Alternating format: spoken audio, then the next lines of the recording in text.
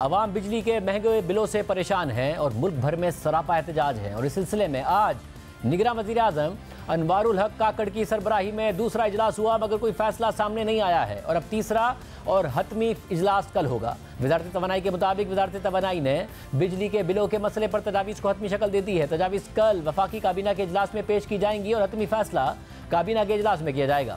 वज़ारत तवानाई की बिजली बिलों से मुतालिक तजावीज़ जियो न्यूज़ पर सामने आ गई। इतराई के मुताबिक घरेलू सार्फिन को बिजली बिलों पर 1 स्लैब बेनिफिट देने, सार्फिन को बिजली बिलों की अदायगी में ज़्यादा किस्तों का रिलीफ देने और भारी बिजली बिलों का कुछ हिस्सा सर्दियों के महीनों में अदा करने का रिलीफ देने की तजवीज़ दी गई है।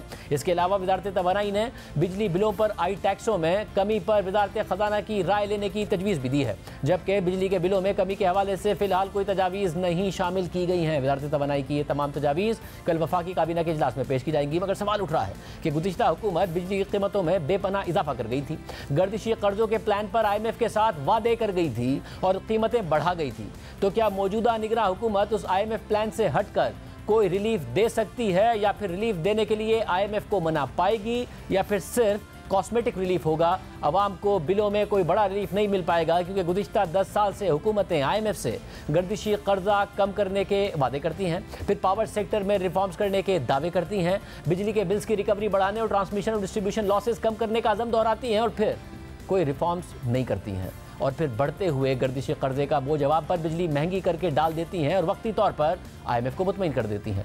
मगर फिर ना गर्दिशी कर्जा काबू में आता है और ना ही कोई रिफॉर्म्स होते हैं, और फिर IMF बिजली कीमतों में मजीद इजाफे का मुतालबा करता है और इस तरह आवाम पर मजीद बोझ डाल दिया जाता है। और इसी तरह आवाम के लिए बिजली का एक यूनिट बढ़ते बढ़ते 51 रुपये फ़ी यूनिट तक पहुँच गया है, मगर गर्दिशी कर्जा फिर भी बढ़ बढ़कर 2300 अरब रुपये को तजावुज़ कर गया है। और अब अवाम उस कर्जे पर सूद की मद में तकरीबन 3 रुपये 23 पैसे फ़ी यूनिट के इजाफी सरचार्ज के तौर पर और अदा कर रहे हैं। और फिर सोने पर सुहागा ये कि बिजली के बिलों में 9 किस्म के मुख्तलिफ टैक्सेस और सरचार्ज लिए जा रहे हैं, जिसकी वजह से एक तरफ फ़ी यूनिट कीमत बढ़ने की वजह से आवाम पर बोझ पड़ रहा है, तो दूसरी तरफ उस कीमत पर 9 किस्म के टैक्सेस लगने से इजाफी बोझ पड़ रहा है। महंगी बिजली पर 18% का सेल्स टैक्स बिल को मजीद महंगा कर रहा है, क्योंकि टैक्स एक फ्लैट रेट पर नहीं बल्कि फाइनल कीमत की परसेंटेज पर लिया जा रहा है। इसलिए जितनी बिजली महंगी हुई है उतना ही टैक्स बढ़ गया है। और इस वक्त अवाम FBR हुकाम और माजी की हुकूमतों की तरफ से टैक्स रिफॉर्म्स ना करने और टैक्स ना देने वाले सेक्टर्स को टैक्स नेट में ना लाने की कीमत अलग अदा कर रहे हैं। पाकिस्तान का टैक्स टू GDP 10% से भी कम है, जो बांग्लादेश, भारत और नेपाल से भी कम है, क्योंकि रियल एस्टेट, एग्रीकल्चर में बड़े जमींदारों, ट्रेडर्स और दीगर टैक्स ना देने वाले सेक्टर से हुकूमत टैक्स लेने को तैयार नहीं है और इसका सारा बोझ अवाम पर डाला जा रहा है। इसी तरह बिजली के सेक्टर में रिफॉर्म्स ना होने की वजह से 520 अरब रुपए के सिर्फ ट्रांसमिशन और डिस्ट्रीब्यूशन लॉसेस हैं, जिसमें 153 अरब रुपए का ये लॉसेस सिर्फ पिशावर इलेक्ट्रिक सप्लाई कंपनी के हैं, क्योंकि लॉसेस 37% से ज़्यादा है। सखर इलेक्ट्रिक सप्लाई कंपनी के लॉसेस 35% से ज़्यादा हैं, यानी 44 अरब रुपए हैं। हैदराबाद इलेक्ट्रिक सप्लाई कंपनी के लॉसेस 33% यानी 45 अरब रुपए।